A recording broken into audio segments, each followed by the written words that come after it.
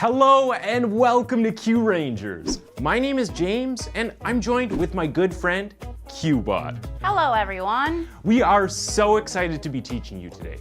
Come on, let's go. Follow us to the classroom.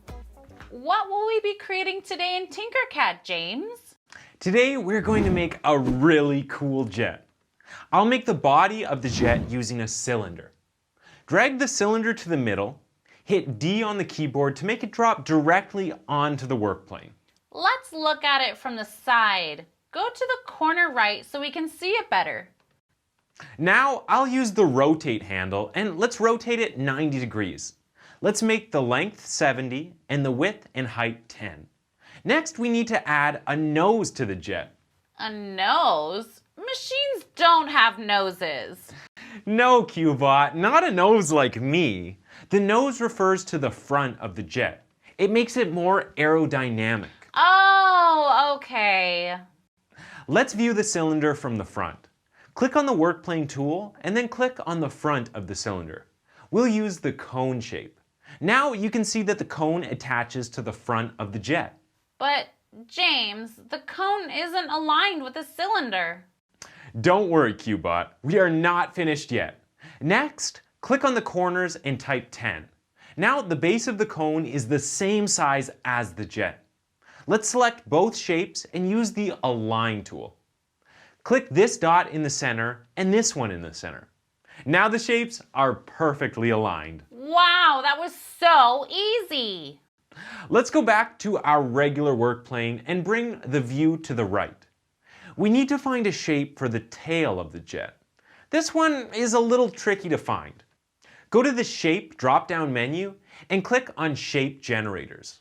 Now you will need to click All, then More Shapes 12 times. Here you will find the shape called Swept NACA. Drag this shape to the workplane next to the jet. Let's click on Fit View to Selection to see it better. Let's rotate it 90 degrees. Let's just lift the tail up a bit. We'll change the view angle so we can see if it's on the body of the jet correctly. We want it to be inside the body.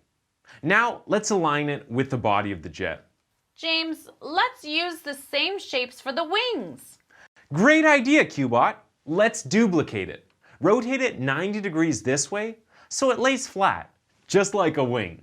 We know the body of the jet is at 0, so we don't want the wings to be at 0. I think we should make it at 1. Okay, well, move it to where it looks right, then move around the view cube to see it from all angles. Let's stretch it out so it looks more like a wing. Now that we have one wing, let's make another one. Super easy. Just duplicate it and flip it here using the mirror tool. We want the wings to be attached to each other through the body of the jet, so now we need to hide the body. To hide the body, we click on the light bulb button. We need to select the two wings and use the Align tool to make sure they're lined up at the top. Now click Fit the View All. We want to connect this wing to the other wing. Click on the workplane tool and click on the flat place of the other wing. Deselect this wing and select the second wing and hit the letter D. It drops it right into that spot on the first wing. Now they're connected. Next, select the two wings and group them. Use Show All to bring back your jet. Go back to the normal workplane. Next, select them all again and group them together. Wow, now we have a jet. That's right, and if you want to add wheels, you can do that too. You can make this jet your own by adding other tail parts and wings and changing the colors as well. Get creative and see what kind of jet you can come up with. Thanks for joining us, and we'll see you again next time. Don't forget to practice at home. Bye-bye.